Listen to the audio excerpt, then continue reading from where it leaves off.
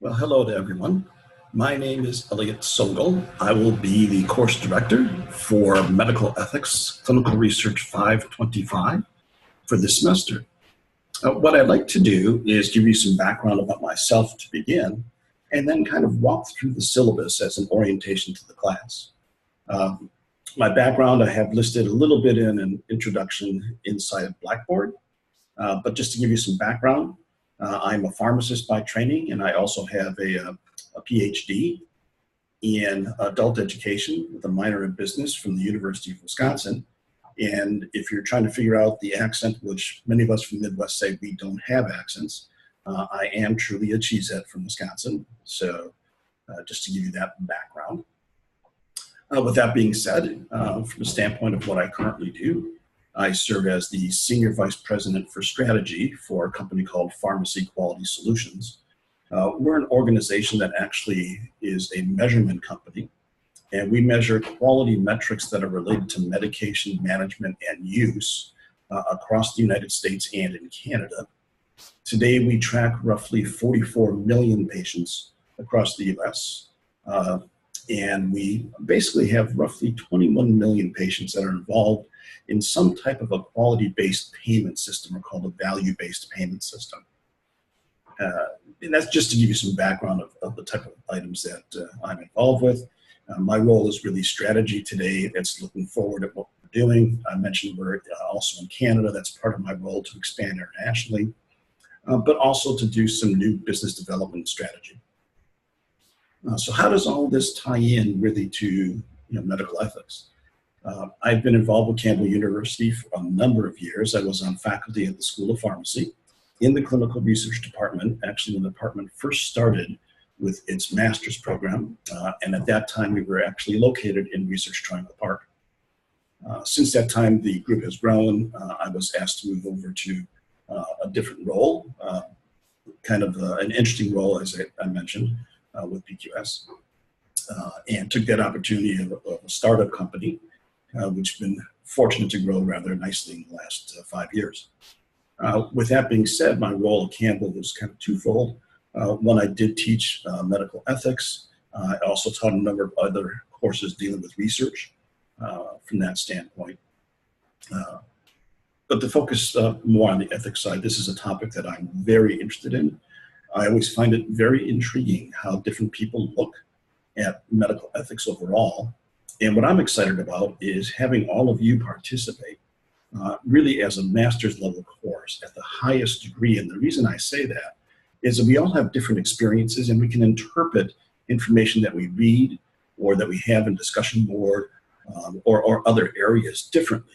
And that's very important to discuss because we get to see different perspectives and different sides of a given type of, again, perspective regarding an ethical situation. So we'll go through a number of items. We'll have a series of readings each week. And what I'd like to do is just kind of walk you through a little bit of the syllabus here to get an idea. Again, here's the information about myself. You can always send me an email. Also give me a call if you'd like. I do travel extensively, so I do ask that you give me a day or two to get back to you. Most times I should be able to get back to you rather quickly, but because of travel, sometimes I may spend a day traveling if I'm going to the far West Coast from the East Coast type item, as I am currently based in Durham, North Carolina. There is no, obviously, location for the class from that standpoint. And I'm not going to go through every single nuance of the syllabus because you'll have a copy of this. And all the general mission statements and other things that are related to the general campus are items that you can read through yourself, and hopefully you're familiar with them. I would ask you to go through the learning objectives that we have and the outcomes that are listed here for the course. Again, I don't want to go through those in this kind of situation, but just familiarize yourself with the idea of what we're going to be looking at and how we're going to be going through that. The one thing that I will let you know is that I believe the last couple of years this book may have been optional, but from my standpoint, this is a required book for a couple of reasons. One, if you're in the clinical research area, this is actually a great resource. I find the book to be very, very informative. And it's also something that gives you an opportunity to see how some others are really looking at some situations. So I really encourage you to either purchase the book or again, it is available online, whichever works best for you. As far as methods, we'll do a series of what I would call mini lectures. I will try to keep most of these to 15 minutes in length and maybe two or more for a given week. But the idea is to really have you focus more on the readings, doing some external items yourself, and then also take a look at the Blackboard discussion boards that are there, just to really get a feel for what's happening in this area. Many of the topics we'll go over have been provided perhaps to you in other courses, regarding the Belmont report or Helsinki information, whatever it may be. But I really would like you to take a look at these items in great depth. And that's why reading is going to be very important from that standpoint. The general information here, again, you should be familiar with. Again, I don't want to go through the general items that are going across all different courses that you currently have. Do you want to talk about grading and exams? You can see the overall weighted process for the course. We have case presentations, weekly discussion boards, midterm, and final. I will tell you that on a weekly basis, you will be asked to do a couple items. One is the Blackboard discussions. That's going to be standard every week. And within the overall documents of what we do for the course, you'll find out timing-wise of, Blackboard will be released at a certain time. We'd like a response within 48 hours. You can see the grading rubrics inside Blackboard itself. And so, again, I encourage you to really look at the course quite a bit so you get familiar with what we do from that standpoint. There'll also be kind of a weekly, again, I use the word mini a little bit here, mini quiz, just, corresponding on the things we talked about the week before, just to make sure everyone's staying on top of what's going on. Then each week, so the course is really, kind of that Monday through Sunday is how it's set up. The Sunday of the preceding week. So if we had something that was this week, Monday through Saturday, due on Sunday will be at most, absolutely at most, a one-page kind of synopsis highlighting what you felt were the important items that you just either read through or saw on a discussion board or heard in one of the lectures. And the reason I'm doing that is it actually helps me as the faculty member to really see what's being presented, what people are picking up, and if there's areas that need additional information, then I can cover those again in another presentation, mini presentation from that standpoint. So I encourage you again to take a look at that information, see how we do that.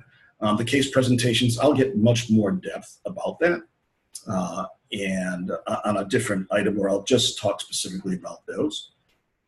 The grading scale is listed here, and you should have, feel very comfortable with this. I am one of those people that would agree with the statement of the note here. Grades are not rounded. If you have an 89.9, that's a B. If you have a 90, that's an A. I will also tell you if there's any item from an exam that you have a question about, that question must be provided within 7 days of when the grade is released back to you.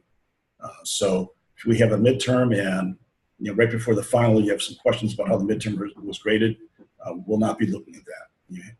We need to be in a position of saying, okay, here's something that's come up. I'd like to discuss it, but it needs to be discussed within the time frame that makes the most sense from that. Attendance and rules for students of things about this. Again, these are items you can absolutely read through yourself. No reason for me to go through these. What I'd like to do, though, is get to a point of providing you some information about the course itself. So again, you can see here's more details of what I was just talking about. Assignments will be due by 11:59 on Sunday nights. So we have some assessments as well. As I said, mini test quiz. That'll open on Wednesdays by noon and close on Sunday at 11:59 p.m.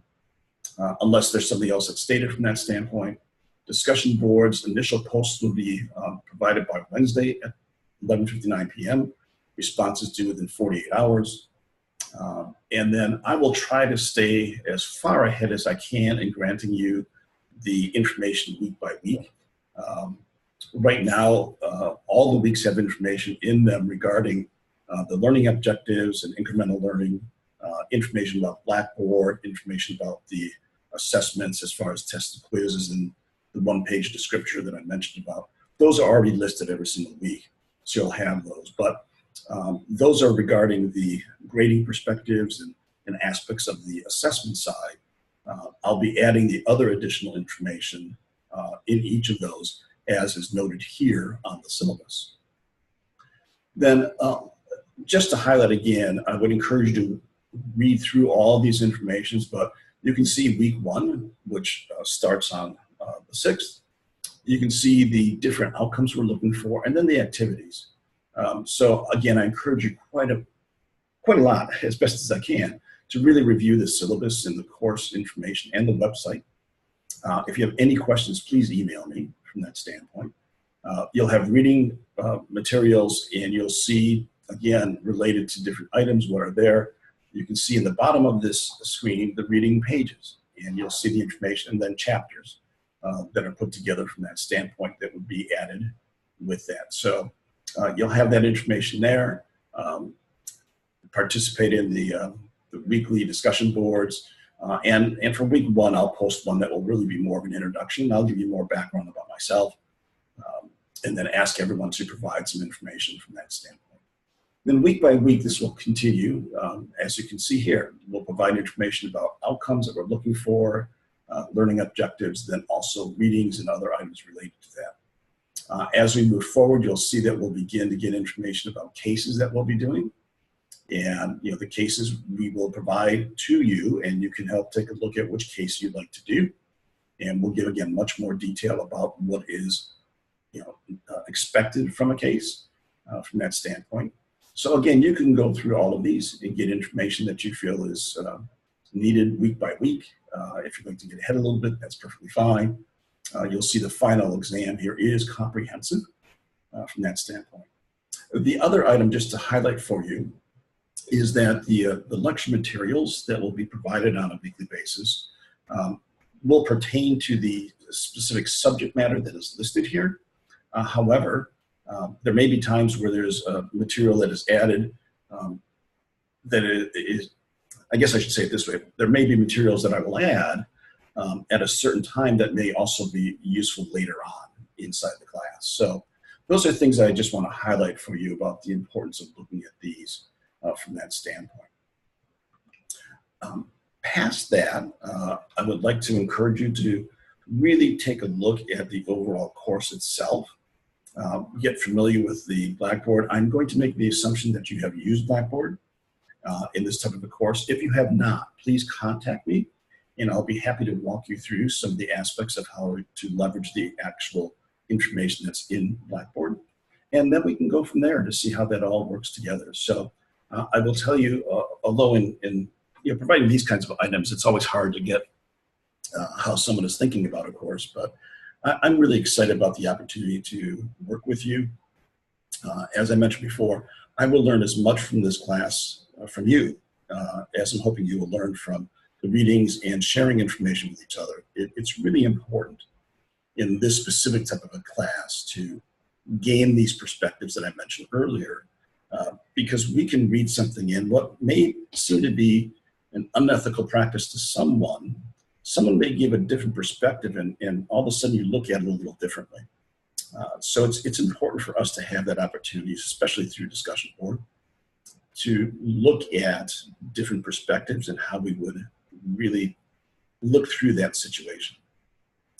So I'm hoping that this is helpful to give you information on how we take a look at that aspect of it. Lastly, what I'd like to do is provide you some information on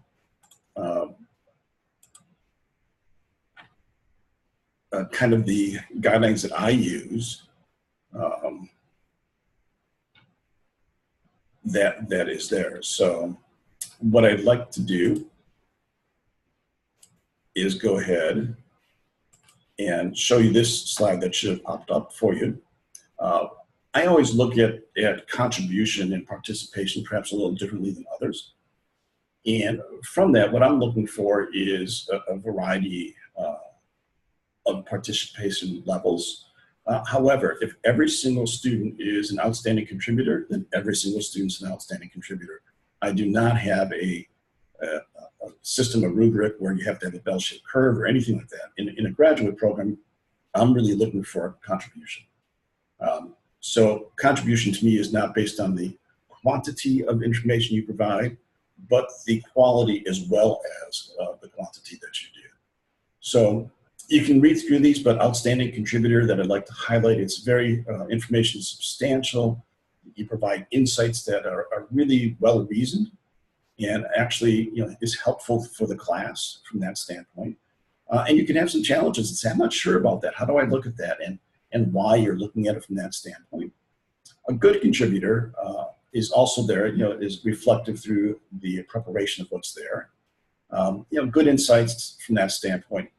And you can see the grade ranges here. Adequate is someone who has, some satisfactory preparation, some ideas, fairly well substantiated, from that standpoint, and all the way down to non-participant and unsatisfactory, which I don't anticipate anyone falling in these ranges at all.